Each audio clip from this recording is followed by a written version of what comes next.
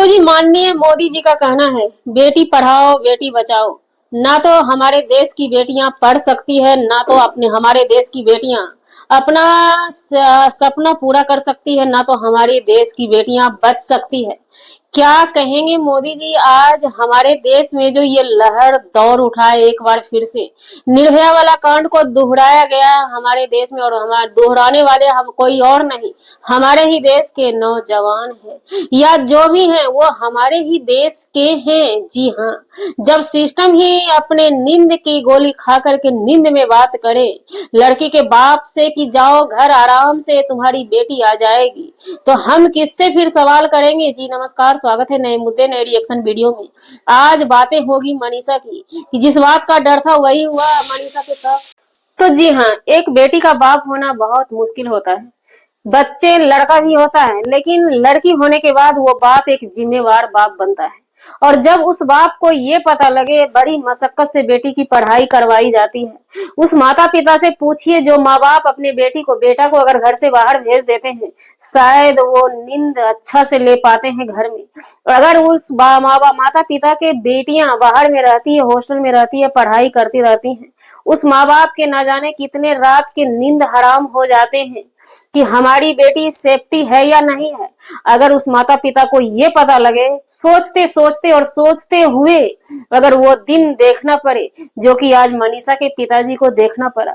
जो मनीषा के पिताजी को जैसे ही आशंका होता है उनकी बेटी एक अच्छा नर्स ऑफिसर किसी मतलब बड़ी पढ़ाई कर रही थी, डॉक्टरी लाइन में, वो मेडिकल कॉलेज में पढ़ाई कर रही थी बहुत बड़ी, लेकिन उस पढ़ाई के दौरान उस माता पिता को न जाने कितने दिन कितने रात गंवाने पड़े होंगे।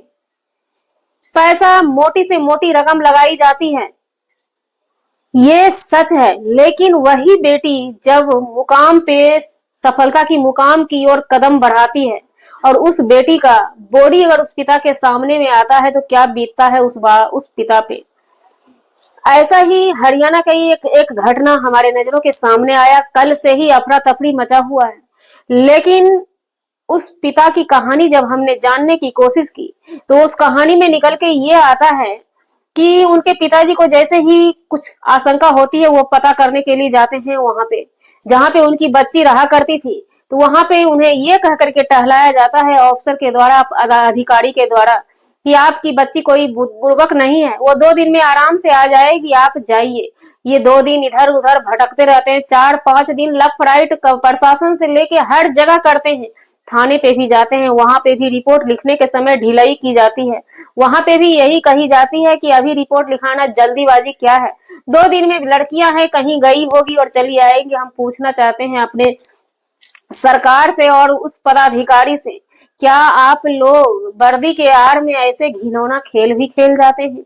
जो निकल के हमारे सामने आया है कहीं ना कहीं यहाँ पे साफ साफ दूध पानी की तरह क्लियर है कि ये पदाधिकारी सारे के सारे मिले हुए हैं। जी हाँ, चाहे हॉस्टल बच्चा का हो, चाहे हॉस्टल बड़ा का हो, चाहे मेडिकल हॉस्टल हो, चाहे मेडिकल कॉलेज, कहीं से भी ये लोग अपना प्रशासन के द्वारा, थाने के द्वारा ये लोग अपना लाइसेंस बनाते हैं और अपनी दकियानुसी हरकतों को कामयाब भी करते हैं। इनकी लड़की वहां पर भी पता नहीं लगती है, थाने पे भी रिपोर्ट लिखाने के दौरान ये निकल के आता है, ये लोग बताते हैं पदाधिकारी के रूप में, जिसे कि हम भगवान मानते हैं। जब हम पूछना चाहते हैं, जब थाने पे हमारी बेटियां सेफ्टी नहीं है, जब मेडिकल कॉलेज में हमारी बेटियां सेफ्टी नहीं है, तो फिर वो बेटी का क्या होगा? बेटी पढ़ाओ बेटी बचाओ का नारा का क्या होगा? ऐसे नारा का क्या मतलब है हमारे हिंदुस्तान में? ये मोदी जी योगी जी नारा जो लगाए हैं, क्या सिर्फ कहने भर के लिए ये रह गया है? कहीं से भी लड़कियां सेफ नहीं रह जाती हैं। जी हाँ, उसके बाद होता क्या है, 2-4-5 दिन बीतने के बाद जैसे ही सुराग मिलता है कि डेड बॉडी एक पाया गया है खेतों में, वैसे ही सबसे पहले कौन पहुंचता है वहां पे? प्रशासन, डीएम पदाधिकारी सब पहुंच जाते हैं।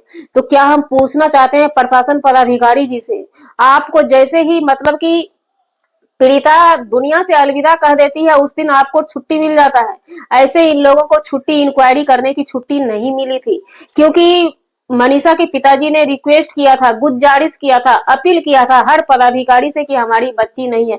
शायद ये पदाधिकारी लोग 11 तारीख को इनकी सुनवाई कर लिए हो तो एक लाचार एक बेबस बाप का, तो शायद उस दिन मनीषा जीती जागती इनके पिताजी को मिलती। लेकिन नहीं, इस घटना को अंजाम देने में कोई शातिर खिलाड़ी है जो कि सबको बंदी बना के रख लिया था, और घटना घटने के साथ ये लोग अपना वर्दी बचाने के लिए सबसे पहले पहुंचते हैं। डेड बॉडी के पास गार्जियन से पहले प्रशासन क्यों पहुंचती है? हमारा यही सवाल है प्रशासन से, हमारा यही सवाल है हमारे देश के सरकार से कि जैसे ही घटना होने के बाद वहां पे प्रशासन ही पहुंचती है और घटना होने से पहले प्रशासन टहलाते रहती है गार्जियन को, बच्चे के गार्जियन को कोई रिस्पॉन्स नहीं देती है। आखिर ये क्या चलता है मसला? अंदर अंदर सिस्टम के पीछे पीछे क्या खेल खेले जाते हैं? कानून के नाम लेकर के बच्चियों के साथ आए दिन बलात्कार किए जाते हैं। ये चलता क्या है हमारे देश में? ये कब तक रुकेगा? निर्भया वाला घटना भी निकलकर बाहर आया था, हालांकि उसमें पब्लिक ने इतनी आवाज उठाई कि लास्ट में जाकर के निर्भया को इंसाफ मिला था। तो वैसे ही फिर से पब्लिक में एक बार आक्रोश आ चुकी है। सिस्टम से सवाल बनता है यहाँ पे कि सिस्टम तब क्यों सोई थी जबकि एक बाप, लाचार बाप, बेबस बाप अपनी बेटी की गुमशुदगी का रिपोर्ट लिखाने के लिए दर दर भटक रहा था। उस समय ये लोग जरा सा भी अपनी होशियारी नहीं दिखाते हैं। क्या इन लोगों को पैसा हमारी सरकार ने जो नौकरी दी है, वर्दी दी है, इसी चीज के लिए दी है कि जहां पे आगाह हो कि घटना घटने वाला है, कुछ आगाह हो वहां पे न जाओ? और ये कहने वाले वो अफसर कौन होते हैं कि लड़की है कहीं 2 दिन गई होगी वापस आ जाएगी? ये कहते हुए उन अफसर को शर्म नहीं आई? जो अफसर ऐसा बात कह रहे हैं तो क्या हम पूछना चाहेंगे उस थाने के पदाधिकारी से कि आपकी बेटियां अगर 2 दिन कहीं चली जाएंगी तो क्या आप यही कहकर अपने दिल को तसल्ली दे देते हैं बेटियां हैं कहीं होगी 2 दिन के बाद फिर वापसी हो जाएगी हमारी बेटी की? ये कैसी आपकी सोच है सर जी? जब हमारा देश का कानून, हमारा देश का सिस्टम ही ये बोलेगा। एक कहावत में है, कहावत नहीं, ये दुनिया की सच्चाई है कि हम जिस देश में रहते हैं उस देश के कानून को हम मानते हैं, और वही कानून जब हमारा रक्षा ही न कर पाए तो उस कानून का कोई मतलब नहीं रह जाता है। तोड़ दीजिए सारे कानून को। इस कानून को बनाने का मतलब क्या है? खोल दीजिए अदालत का ताला, अदालत में ताला लगा दीजिए। क्या मतलब है अदालत का? क्या मतलब है जज का? क्या मतलब है सरकार का? कोई मतलब यहाँ पे नहीं है भाई। पब्लिक में आक्रोश है। लड़की के पिताजी का कहना है कि हमें इंसाफ चाहिए, जैसे हमारी बेटी दुनिया से चली गई है उसी तरह सजा चाहिए उस दरिंदे को। वो दरिंदा आखिर है कौन? अभी तक सुराग नहीं मिला है।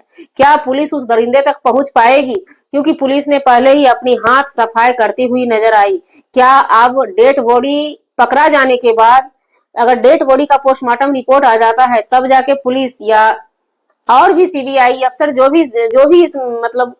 जो भी सीबीआई अफसर होंगे, जो भी जिला पदाधिकारी हैं, डीएम है, कलेक्टर है, जो भी है, क्या वो अपनी इंसानियत दिखाएंगे? क्योंकि जिंदा में तो इंसानियत, मनीषा के जीवित में तो ये लोग इंसानियत नहीं दिखा पाए। तो हम रिक्वेस्ट करेंगे अपने देश के सिस्टम से, यानी कानून से, अपने देश के प्रधानमंत्री से जो कि सर्वोपरि हैं, अपने देश के राष्ट्रपति से गुजारिश करेंगे कि आप लोगों ने जो बोला है बेटियां पढ़ाओ बेटियां बचाओ, तो इस पे थोड़ा सा पहल कीजिए और उस दरिंदे को पकड़ के सजा दीजिए। और जो सजा का डिमांड लड़की के पिताजी ने किया है उसी में हम लोग भी, पूरी पब्लिक एग्री है। तो जी, हमारा वीडियो बनाने का मतलब किसी व्यक्ति विशेष से नहीं था, ना ही किसी के आत्मसम्मान को ठेस पहुंचाने का था। अगर जाने अनजाने आपके आत्मसम्मान को ठेस पहुंचे उसके लिए सॉरी, क्षमा चाहते हैं। मिलते हैं किसी नेक्स्ट व्लॉग में नए कंटेंट के साथ।